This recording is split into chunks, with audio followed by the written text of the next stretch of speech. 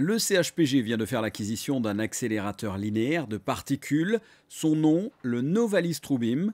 Il vient d'être inauguré en présence du souverain et du ministre des Affaires sociales et de la Santé.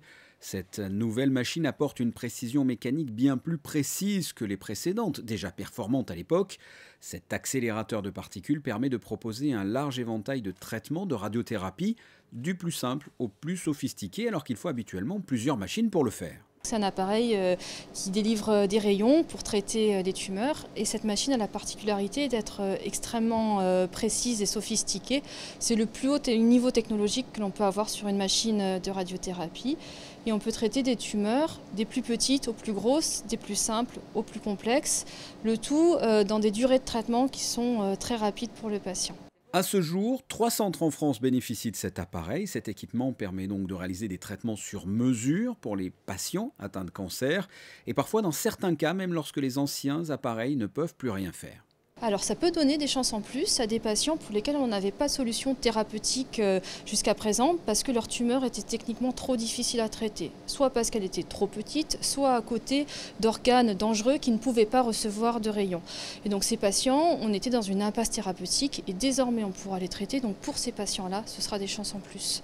Ce sera également des chances en plus pour les patients qui ont déjà été irradiés et pour lesquels on ne pouvait plus repasser des rayons jusqu'à présent. Et là, grâce à la machine, on peut refaire un deuxième, un troisième, un quatrième traitement.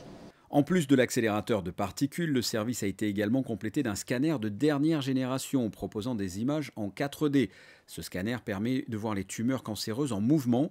Le service de radiothérapie a été entièrement rénové pour un montant d'environ 11 millions d'euros. Nous tenons un engagement que le gouvernement princier a pris, qui est en attendant la livraison du futur hôpital Princesse Grace, vous savez, pour lequel nous investissons 700 millions d'euros, mais dont la première tranche sera livrée en 2021-2022 avec toutes les chambres d'hospitalisation. Mais nous nous sommes engagés d'ici là à investir une dizaine de millions d'euros par an pour maintenir d'abord la qualité des bâtiments, mais aussi, et on en a un bel exemple ce matin, donc pour améliorer le plateau technique, pour soigner toujours mieux les patients et augmenter évidemment les chances de guérison après les traitements. Pour parler très concrètement, je crois que c'est le plus important, c'est des guérisons supplémentaires, des vies sauvées, des gens mieux soignés, avec des traitements ensuite moins invalidants, guéris plus vite. Donc voilà, je crois que tous les patients qui ont besoin aujourd'hui et demain, qui auront besoin de la radiothérapie à Monaco, peuvent se réjouir de cette belle journée donc, qui voit ce nouvel appareil en fonction. Le service de radiothérapie va se doter d'ici un an d'un autre accélérateur de particules identique afin de garantir la continuité des soins et des traitements sur ces deux super machines jumelées.